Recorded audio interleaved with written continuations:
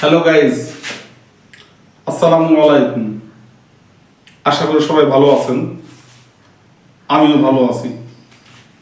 চলে আসলাম একটি ভিডিও করার জন্য। আসলে আমরা জীবনে চলার পথে বেঁচে থাকার জন্য কতই না শ্রম দেই, কতই না পরিশ্রম করি। আসলে কি তার সফলতা আমরা পাই না।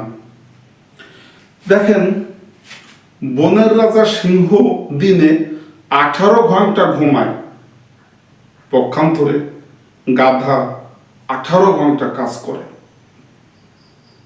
তো এখানে আমরা দেখতে পাচ্ছি, পরিশ্রম যদি সৌভাগ্যের প্রসূতি হতো, তাহলে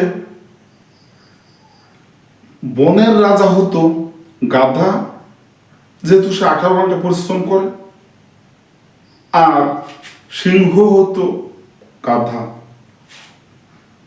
আসলে গাইজ, এখানে মেসেজ এটাই আমরা পাই যে পরিশ্রম সৌভাগ্যের প্রসূতি, এটা অনস্বীকার্য কথা, সত্যি।